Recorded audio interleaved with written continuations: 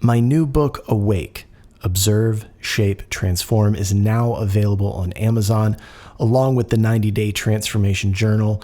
You'll find a link to these things in the episode description.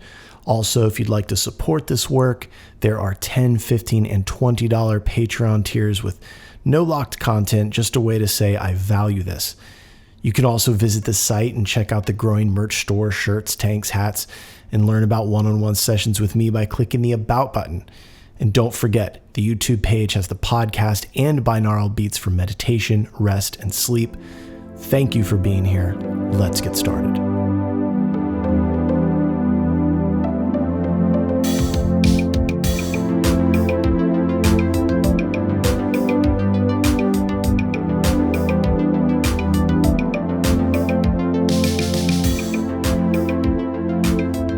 Welcome to the Infinite Spark of Being podcast. My name is Keith Welsh, and today this episode is about something that lives in the overlap between the mystical and the historical, between personal healing and public faith, between mourning and meaning. We are going to explore spiritualism, and not just the vague New Age umbrella term, but the actual religious movement that began in the 19th century.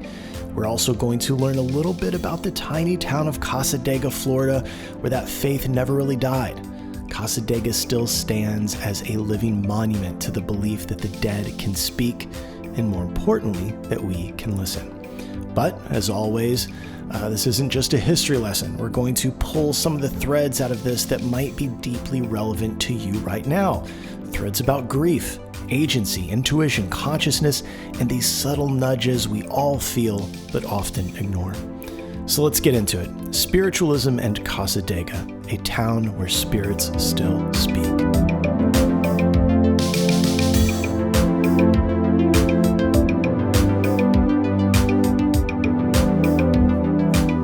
I'm going to start this episode with a personal story about Florida, Cassadaga, and spiritualism. So if you've ever heard some of this in other episodes, you will have to excuse me. But I live in South Florida. My mom's family has been in Florida for a very long time. My mom would always say that according to their records, I was a fifth generation Floridian, which is pretty rare. But upon further investigation and research done by my mother and my aunt, who were obsessed with our family history as well as the state of Florida, I'm apparently a seventh generation Floridian. This means that our family got here in the 18-somethings, right? And they traced my mom's family back to a group of Menorcans that came to St. Augustine, Florida as indentured servants. So my mom's side of the family has been down here for a very long time. My dad's side of the family is in the Midwest. Didn't have much contact with him. He didn't like him, but he really liked my mom's family. So we spent all of our time in that Florida cracker world. Now, though there are redneck tendencies, please do not confuse redneck with cracker. And do not confuse either of those with white trash, as white trash can be found everywhere and is not relegated to the South, as Michigan, New Jersey, New York, and Canada have proved to us over the years with their transplanted citizens here in the lovely Sunshine State. I also probably need to clarify this as well, but the term Florida cracker does not come from owning slaves and cracking whips at them. It comes from cattle hunting and using a whip to herd the cattle. Also, there is something about early Florida settlers eating cracked corn. That's where the term Florida cracker comes from. Now, being that I grew up in this cracker environment, the town of Cassadaga was something that I was always aware of. The concept of communicating with the dead was a known thing, as were psychic abilities, mediumship. It was interesting, actually, as someone steeped in the Baptist church, there was always talk of communication with folks that had passed on. But, you find that with a lot of country folks, whether it's folk magic, communication with angels, mediumship, or having a sprinkling of some paranormal ability. Those things are quite common amongst those populations. Mine had or has a lot of it. And maybe that's where my interest in it started. I don't know. But when I think about it right now, maybe having those concepts in your life at such an early age allows you to perceive them when you're older, right? They always say that kids have those abilities before the world tells them that it's not real. So maybe if you're never told that it's not real, or by the time someone does tell you, it's too late, right? And it's already in your consciousness as a possibility. I don't know. But either way, I know it's real. We witness this stuff all the time, Christy and I. So who knows? But we do get these little hellos from the other side all the time. We see them. Other people see them. But I think it all kind of ramped up after a trip that Christy and I took to Cassadaga, Florida. Now, some would say that we brought something back with us. Could be some type of spirit attachment, possibly a demon pretending to be our mothers and doing things to make us feel their love and presence, which, I mean, that sounds horrible, right? I mean, think about it, like feeling loved and held by your mothers, that's truly evil. But those people are probably not listening to this podcast and are probably standing on the side of the road holding a poorly written sign about the coming rapture. So over the years, I've had people tell me that they want these experiences in their life. And I think that you should have them. I think that you should seek out these experiences because they show us what's possible. They show us that maybe things aren't what the power structure tells us they are. Now, in order to cultivate this sort of thing, I believe that it's important to have a partner or people close to you that have the same beliefs. Whether you're trying to live a more spiritually attuned life, trying to call on more mystical or paranormal experiences, or even just trying to eat better, get healthy, whatever, I just believe that having like-minded people in your life creates a mastermind group that people like Napoleon Hill talk about. Right? In the Bible, it says where two or more are gathered. So the first vacation that Christy and I went on together was to Cassadaga with our newly adopted and completely freaked out little dog, Kevin. One day he's in a hoarding house in Riviera Beach, Florida. And the next day he's in a Porsche headed to a town of spirit mediums to stay in a yurt. Now, being someone who has ingested all of John Keel's work, I definitely believe in the phenomena of window areas where the veil is thin, as they say, where things can slip through. Cassadaga is clearly one of these places. In fact, in my experience, all of North Central Florida has that quality. Florida itself is a hot spot for UFO activity, being that it's surrounded by water. It's a peninsula. So Cassadaga itself, it's not spooky, it's not creepy, but it definitely has a weight to it. And that's probably because people tend to go there out of grief. There's a spiritualist community there, but the visitors are by and large showing up in order to attempt to make contact with someone who has passed on. They want closure. They want to know that their loved one is still around. They want communication with them. They are there looking for answers. And in my experience with this sort of thing, if you are attached to what you want the experience to be, you are risking heartbreak. It's unfortunate because the experience of sitting with a medium can be very illuminating if you're not grasping for something to ultimately satisfy your material mind or your earthly wants. If you can transcend that for a moment and just take in the information as it's appearing, you will have a better time of it. So we get to an Airbnb, our Airbnb, and it's a yurt. It's on 30 acres. It's owned by a fella named Dan, and he has named the property Danville, which is in Geneva, Florida. It's in the middle of nowhere. Most things up there are pretty rural. Well, we get there late in the day, we settle in, and in the morning, we went to Cassadaga. We didn't do it that day. We just kind of like poked around the woods and whatever. So the first day we just wandered around Cassadaga. We went into the bookstore, stuff like that. We went into the old hotel there. So remember, this is a tiny town. Every store has a binder of spirit mediums that you can book time with. In fact, most of the houses have a phone number on a sign outside that you can book time with a medium that lives in that house. It's a pretty wild scene. And in case you're wondering, no, they weren't hacky or slimy. It's just a quiet little town of spirit mediums. And it's hard to imagine, I know, but it's not a bunch of trust fund yogis living in spirit vans with macrame clothing, playing sound bowls and hand pans. These are old men, old ladies, and they've been there for a very long time. It is real deal shit, I promise. For example, you can go to the website and see that it's not a flashy place, right? The marketing doesn't look like an invitation to an ecstatic dance night at your local yoga studio filled with hot people or fucking Burning Man. It's a bad website. It works, but it's rough. Anyway, nothing that first day really presented itself to us.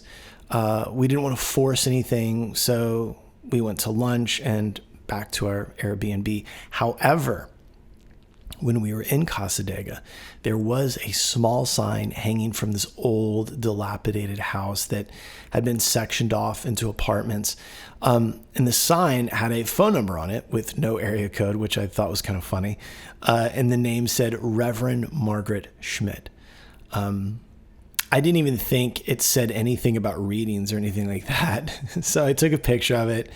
And I don't know why I took a picture of it. Now I think about it, I just did. So we went to lunch.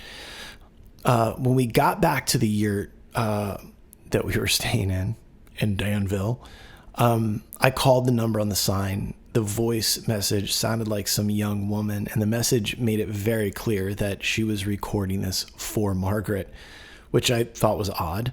I thought, well, that's very strange. But then shortly after I'd called, my phone rings and it's Margaret. And now I understood why this young lady was doing this voice message for her. Margaret not only sounded very old, but she had a very peculiar way of speaking. It wasn't just shaky, but there was like something else about it. It was spooky, if I'm honest, and I loved it.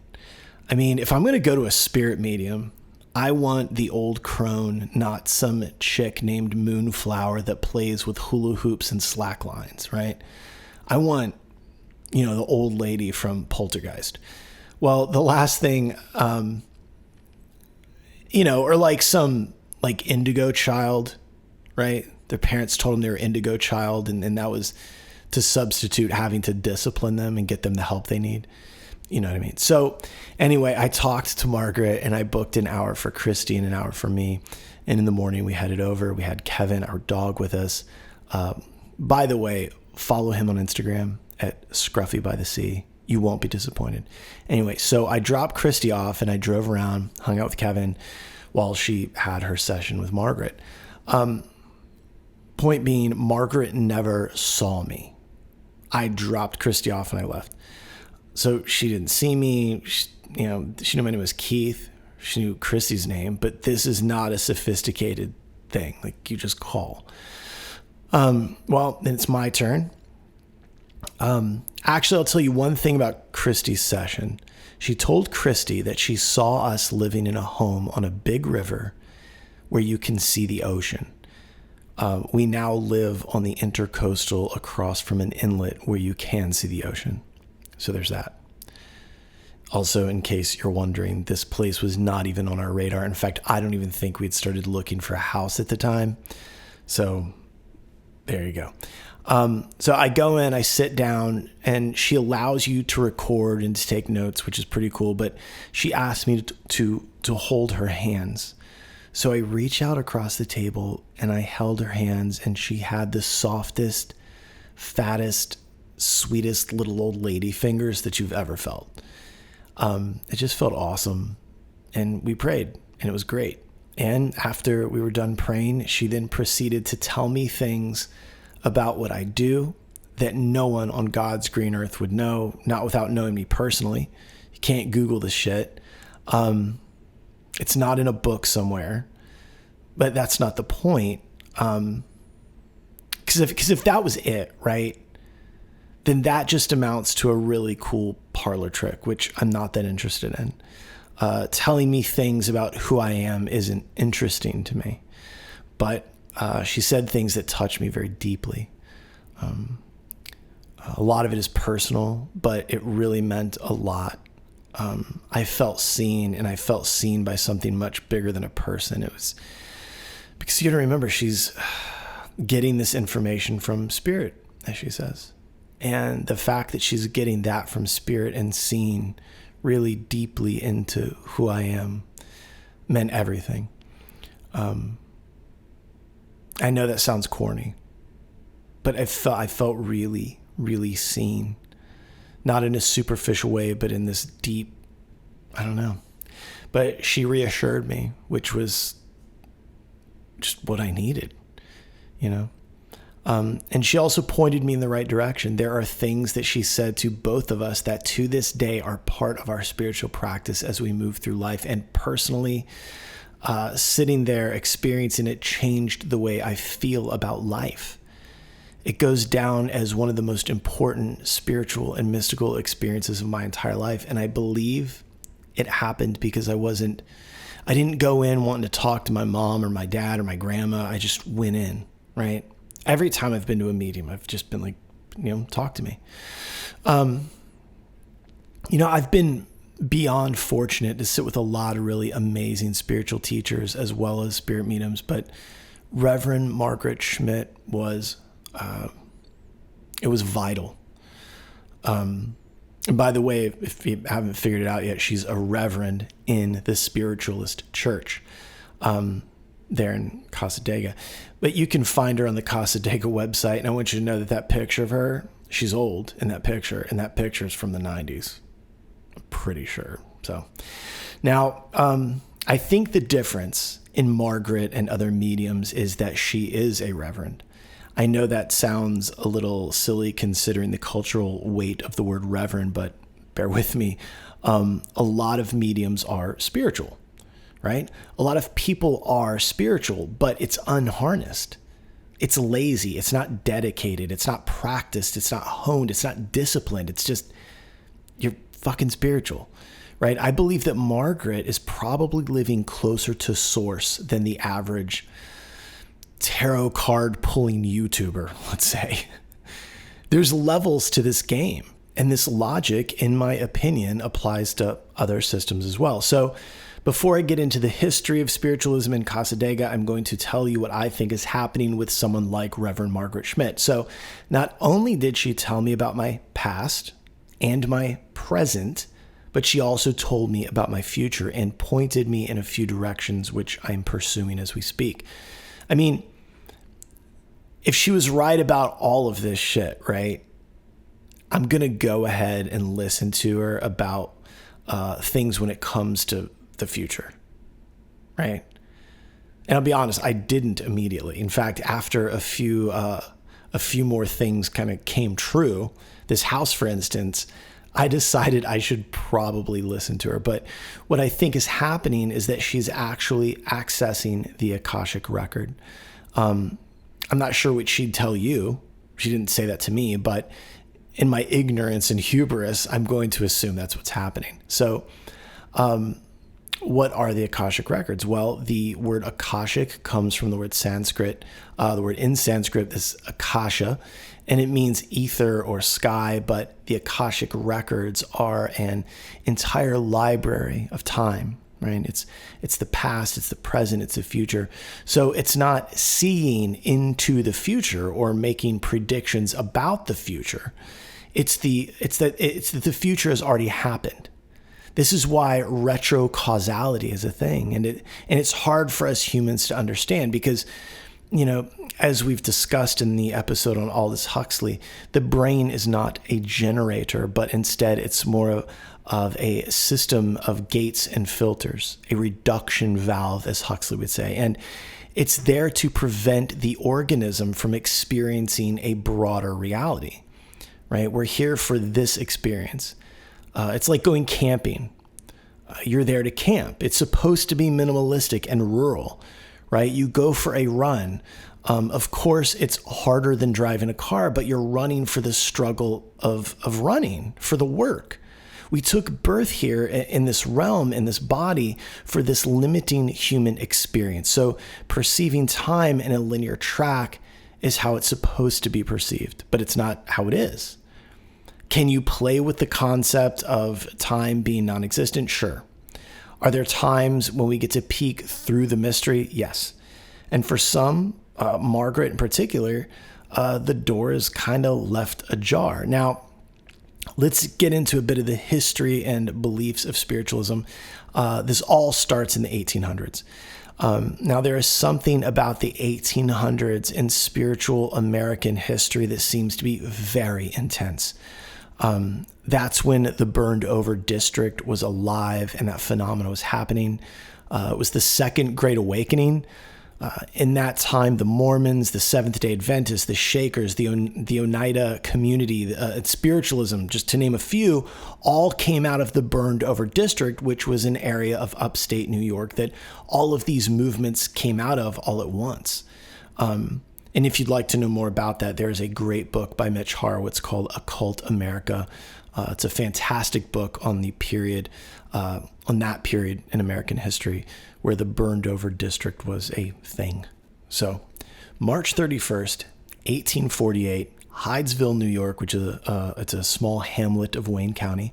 Two sisters, Margaret, 14, Kate, 11, the Fox sisters, claimed they were communicating with a spirit in their home through mysterious knocking sounds. Now, if you're steeped in the paranormal, or at least familiar with it, you're already keen to the ages of the girls and the phenomena of knocking sounds. Now, if that went over your head, it's far too much to get into here. Also, congratulations on not spending 20 years learning about things that really don't matter and most people don't even care about them. So the sisters developed a crude system of communication. One knock was yes, two knocks was no, so on. But the spirit identified itself as the ghost of a traveling peddler who had been murdered and buried beneath the house. The story spread really fast. Neighbors kind of gathered to check it out. The rapping continued, not like hip hop, but wood knocks. People investigated it, and it just kind of exploded, word of mouth. However, decades later, Margaret would confess to faking the sounds. I'm going to let you take a minute and guess how she faked the sounds of knocking on wood. How do you think she faked it? Well, she confessed to faking it with her toe joints. She'd crack her toe joints, and apparently that's how she communicated or faked communication with the dead. I mean, it makes sense, right? Like, I have a funny ankle. Sometimes when I walk up the stairs, Christy can hear me coming because it clicks really loudly. And, we always say, hey, that sounds like knocking on wood. Now, some of you cynical, boring materialists are saying, I knew it. Of course it was her toe joints. My toe joints crack all the time. I could see where he'd be able to do that and fake communication with the dead and tell people that the sound of your toes cracking was actually knocking on wood, right? Sorry, materialists, I hate to tell you, but then later she retracted the confession. Now, for those of you that are normies or muggles, as the millennials would say, people that have had these experiences have been known to falsely confess to the experience being a hoax simply to get the world off their back. I mean, you have to understand, these are two girls, for instance, the Fox sisters, right? They have a mom, it's a family, and the church is a big deal. And so it was church leaders that would threaten these people, to excommunicate them, to make a mockery of them. And it would cause these false confessions.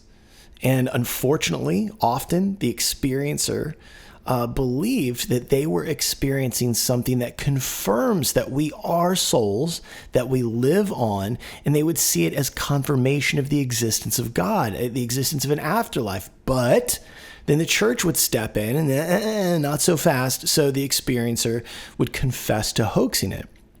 But This always happens. They always retracted their confession because the weight of the truth will always outweigh social pressure. So whether or not you believe the girls were genuine, the cultural moment had already happened, right? What started as this kind of local mystery became a national obsession. And it wasn't just fascination with ghosts, right? It was the beginning of a new religious movement they'd later call it modern spiritualism.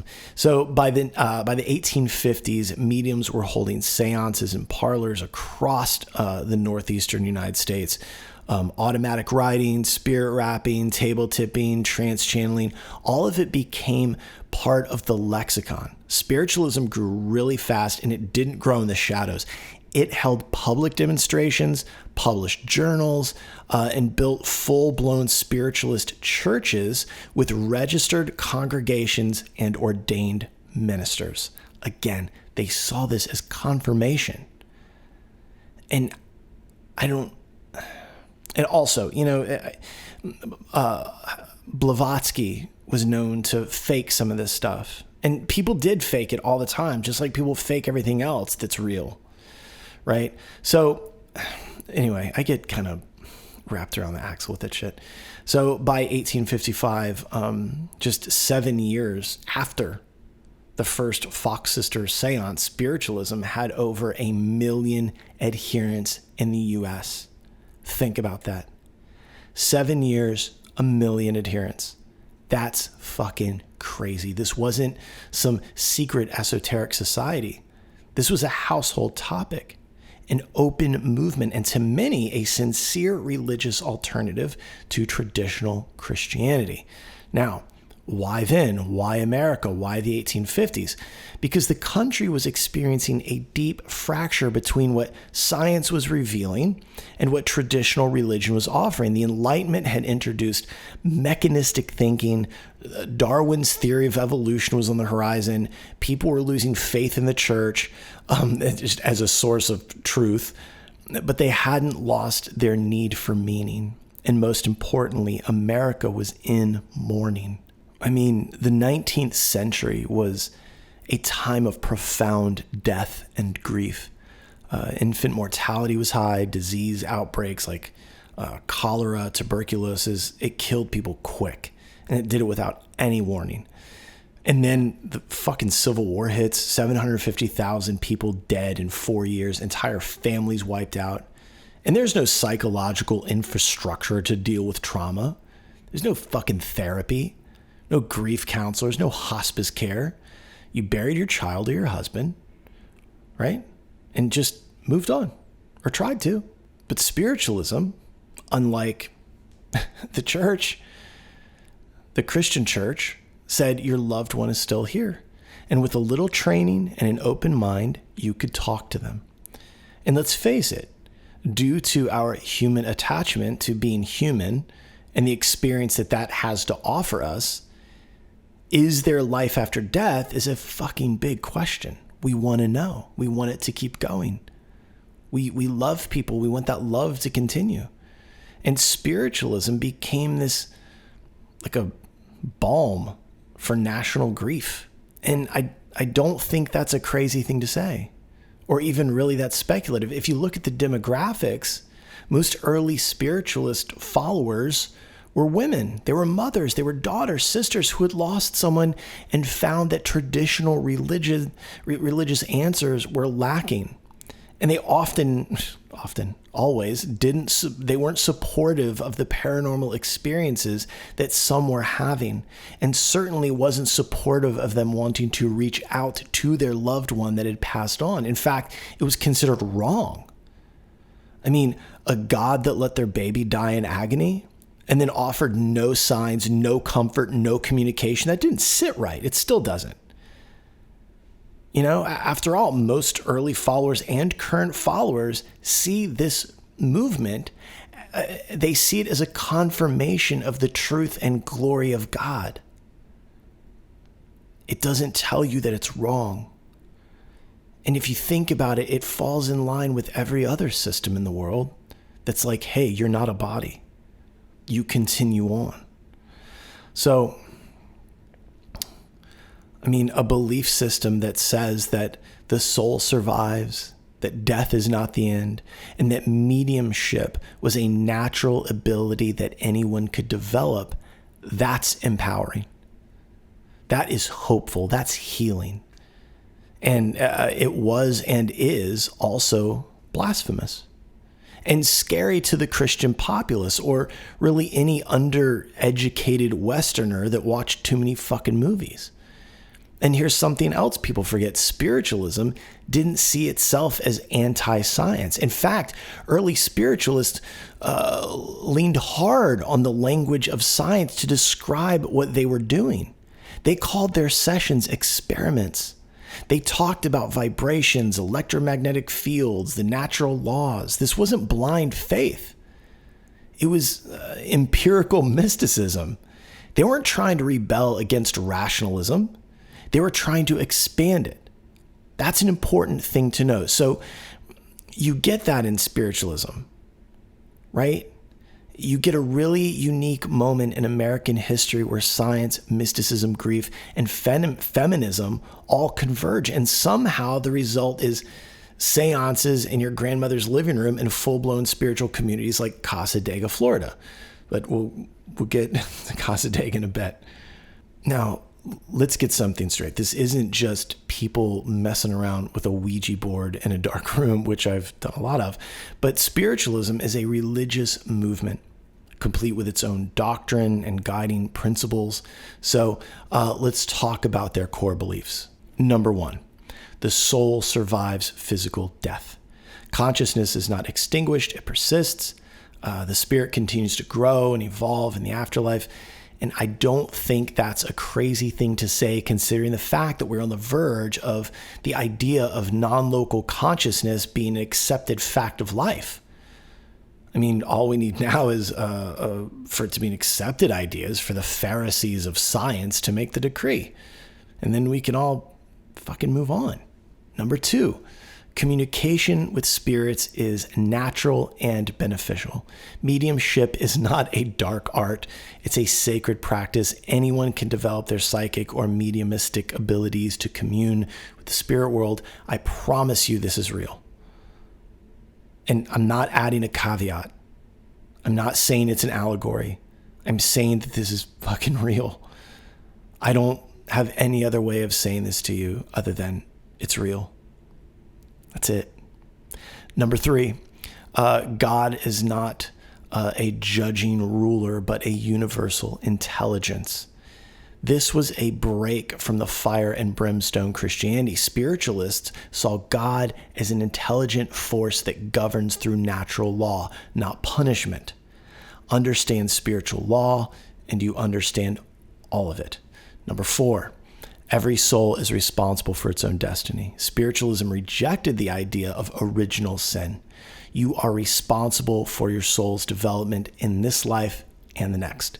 Number five, eternal progress is open to every soul. No hellfire, no damnation. Everyone continues to evolve spiritually after death. Growth never ends. I know it's hard to grasp in a culture of punishment and reward, but there you have it. So to a lot of folks, this is radical. But to those in grief, those disillusioned with organized religion, or those exploring mysticism, it was exactly what they were longing to hear. So how did spiritualism line up against other religions at the time? Well, not good. It didn't.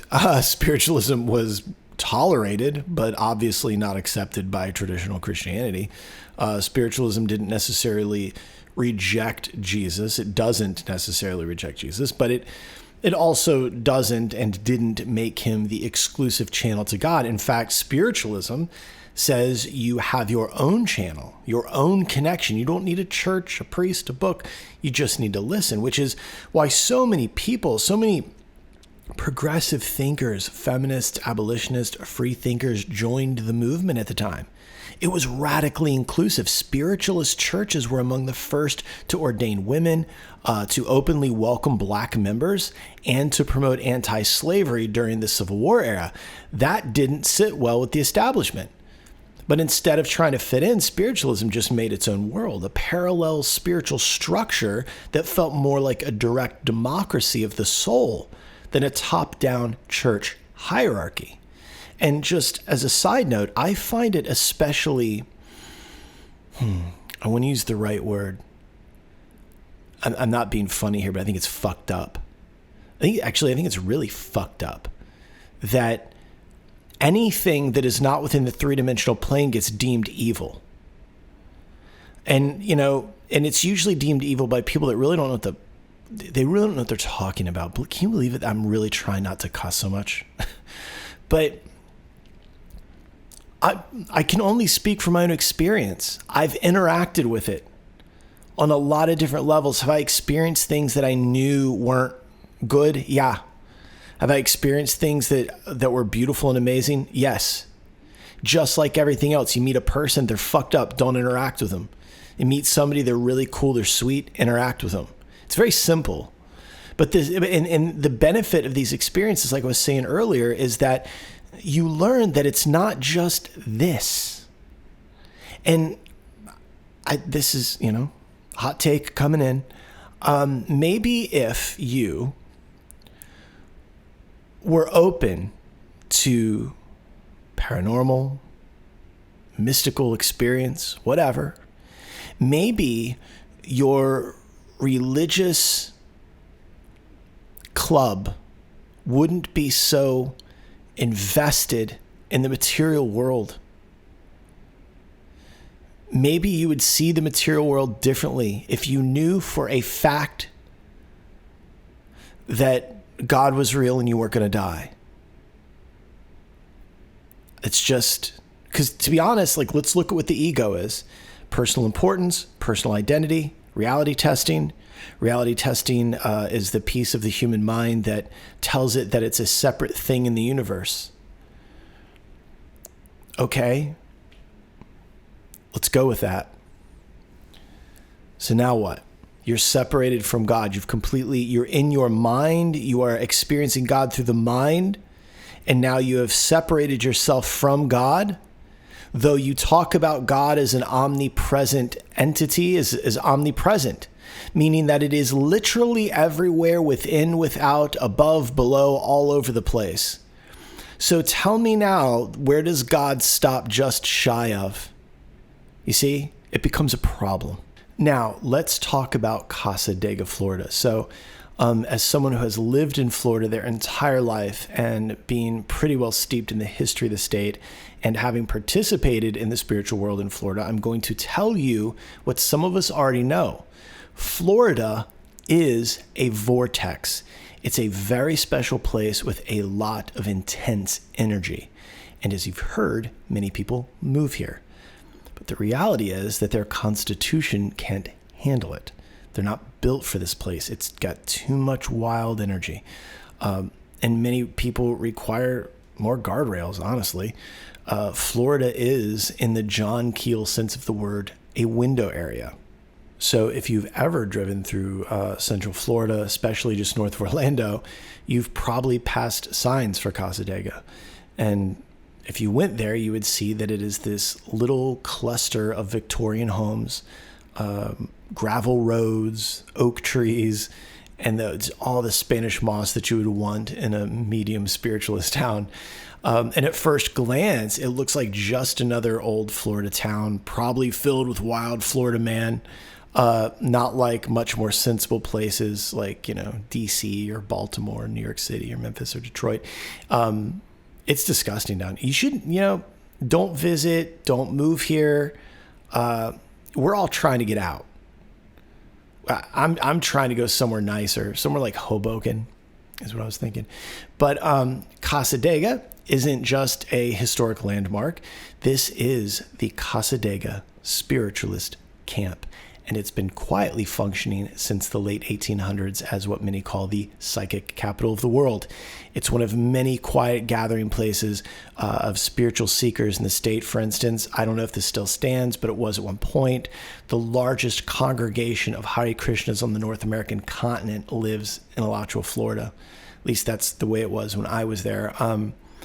It's a hub for ISKCON, the International Society of Krishna Consciousness, has a self-sustaining farm. It's really awesome. Also, Michael Singer, the author of The Untethered Soul, he lives there in that town, and he has his place called the Temple of the Universe. Again, these are only 3, right? There's a lot of that kind of stuff up there. So when I say that this place is a vortex, I mean it. Especially that area. There's something about it. It just, I feel it when I'm there. There's something open about it. I don't know. So let's go back to the beginning, because this isn't just some tourist attraction, right? Cassadaga is actually the result of a very strange and very specific vision. The man who founded it was named George P. Colby. He was a trance medium from New York who had been receiving messages from spirits since he was a teenager. And he wasn't just some flaky snake oil type. He was known to be reserved, intelligent, very grounded, which is what everybody says. But it made his story more compelling, his kind of introverted quietness. In his 20s, he began traveling as a medium, giving readings, having seances all over the northeastern United States. Well, during one of these sessions, a spirit guide, a Native American entity called Seneca, began appearing to him regularly. According to Colby, Seneca didn't just offer advice, but he gave him very specific instructions. And one of those instructions was that Colby would one day found a great spiritualist center in the South, a place where mediums, healers, seekers would gather, and where the veil between the physical and the spiritual worlds would be especially thin. Again, a window area, energetic vortex. And that's a big ask, right? But Colby didn't dismiss it. He just waited. You got to remember, it was hard to travel. To like just fucking move somewhere like that. That was crazy. But years and years later, he got tuberculosis. But Colby was told by his guide Seneca that the time had come. He was to travel south to Florida. And at the time, it was a wild, undeveloped frontier. And that he was told to find the land that had been described to him years earlier. And here's where it gets interesting. Colby didn't know where to go. Right? He just started heading south. Seriously, with tuberculosis, just started going. Still uncertain, but trusting what he called his inner direction. And then something extraordinary happened. He found the exact location he had seen in his vision years before, down to the natural spring in the woods. And that's not poetic license. That's Colby's own recorded account. In his trance states, his guides had shown him a patch of land with a small natural spring that would have healing properties. When he got there, in what's now Volusia County, it just matched perfectly to his vision. So in 1894, Colby filed for a homestead and was granted 35 acres by the U.S. government under the Homestead Act. But he didn't just keep it for himself. He donated it to the newly formed Southern Cassadaga Spiritual Camp Meeting Association, modeled after the Lily Dale in New York, which was already a thriving center for spiritualist activity. Again, burned over district, New York, very important place. But this was never about building a brand or making money. Colby believed he was fulfilling a prophecy, a literal spiritual mission.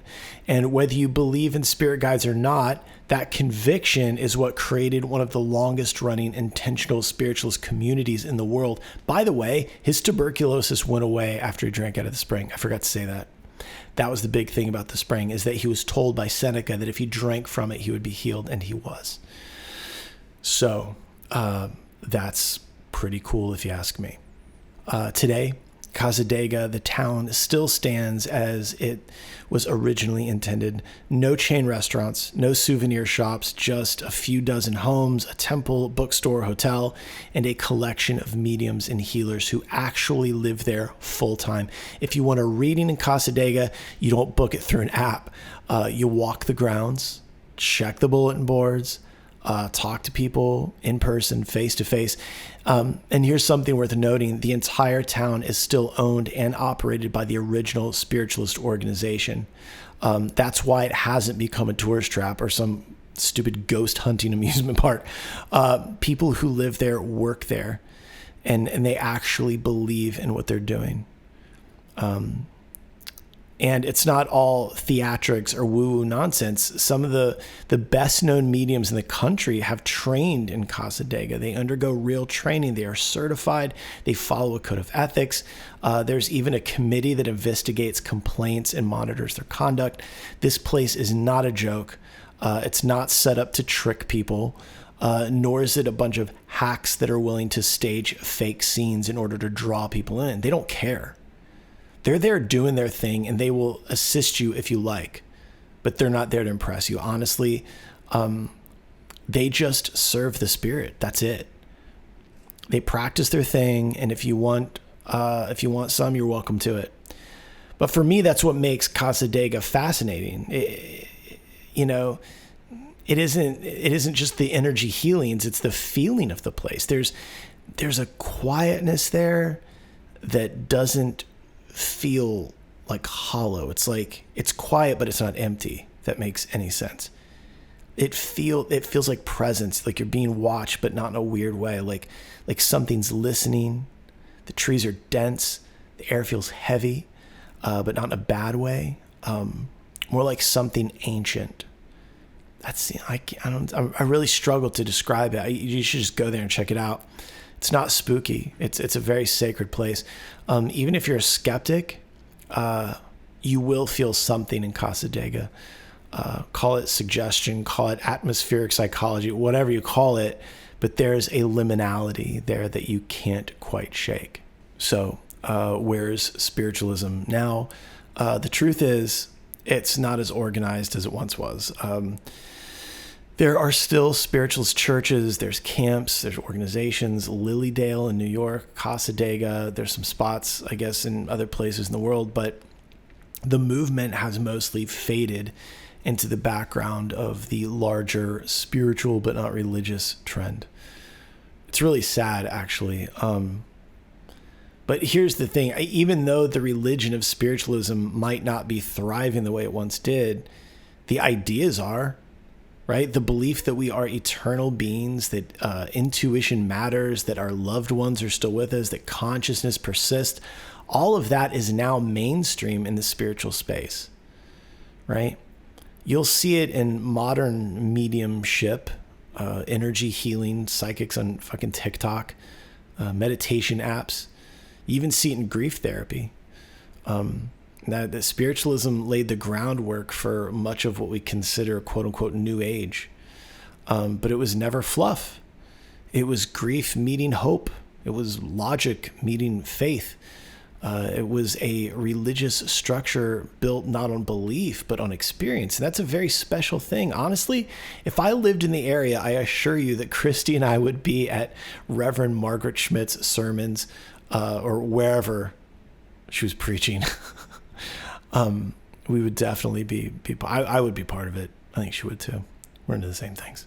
Now, if you listen to me for any amount of time, I hope you know that I'm not here to convince you of anything supernatural. I am here to hopefully push you to ask real questions, ones about your own direct experiences. And spiritualism, for all of its weird quirks, was built around experience, not built on just believing. So let me ask you, have you ever felt like someone who's passed away is still nearby? Do it now. Think about it. Have you ever had a dream that was extremely vivid about this person? Or maybe a sudden lightning bolt thought? Or maybe an odd physical sensation? These things could maybe feel like messages. But when you experience them, the carnal, material, conscious mind stepped in to poo-poo it and keep you on the straight and narrow materialistic track because, God forbid, there's something non-physical in this world. So I want you to consider these things. Have you ever felt comfort that you couldn't really explain in a moment when you should not feel it? That's a big one. has this person or these people ever popped into your mind at a very odd moment in a very sudden way? These are all clues. Look, I've been working one-on-one with people on grief and loss for a long time. And I can tell you that in my experience and the experience of the people I've worked with, the people that we love are still here. We can still experience them. Even if you don't believe in all the things I do, I know that I can get you there with a level of logic that you've never considered, a level of logic that will speak very deeply to the subconscious. And listen, you don't need to identify as a spiritualist or whatever to engage with these experiences. You don't need to have a belief system. You don't need a medium or a seance. You just need a little stillness and a willingness to listen inward. A lot of Christianized experiences have been talked about on this podcast over the last year or so. We get more what we call little hellos as well. Some truly loud ones too. Stuff that it's hard to even explain. But this boundary between us and them is a lot thinner than I think the average person would be comfortable with. Right? So get quiet. Talk to them. They're listening, I promise. In fact, I'll give you an exercise to try. I'll do my best not to lead you to a result or anything like that, but there are things I want you to notice, and I want you to try this. Close your eyes if you want. You don't have to. If you're driving, please don't. But just close your eyes. I want you to begin to breathe slowly. Slow it down. Notice that there's a space at the bottom of the exhale. When you notice it, I want you to relax into it. Relax your chest, your belly, your arms. Now, regardless of how the person passed, what was your last vision of them that was a special moment with them? Them smiling, something like that. Maybe it was Christmas, a birthday, something where they're enjoying themselves or laughing. Imagine something nice. Continue to breathe slowly. Relax into the space at the bottom of the exhale and hold that image in your mind. No matter what comes up or what thoughts or images try to replace it, hold on to the beautiful image. Keep that in your mind and breathe slowly. You'll start to feel something. I won't tell you what or where. I don't want to lead you too much. But that feeling, that's them. Because the best part of them was not their physical body. It was something else. It was a quality that you can feel right now. And that is them. And if you keep this up, keep doing this exercise, that picture of them that was maybe difficult to witness will begin to fade. And if you're trying this and you want more, you want to move this, move it completely, reach out to me. So here's what I want you to take away from this whole episode. If you, how do I say it? You don't have to wait for permission to connect with what's beyond. You can do it now, regardless of your belief system. And I know for some that's a very scary thing. I'm not being funny, I'm being serious. You don't need a priest or a book or a doctrine to experience anything sacred. Your grief, your pain, your longing, that's all sacred terrain. It's already here. And sometimes they will help us carry it. Just trust me on this. Do the exercise. Consider these things. Whether you go to Cassadaga or sit on your couch, right? The channel is always open. Not for entertainment, not for ego, but it's there for healing, for guidance, for comfort. I don't think the goal is to prove anything. I think the goal is to listen, to feel, and to trust that your life is not as lonely or random as it sometimes seems. They are still here. I love you. Stay awake. Thank you. If the infinite spark of being has brought you any value, consider supporting the work. And you can do that by checking out Awake and the 90-Day Transformation Journal, both now available on Amazon. The links are in the description.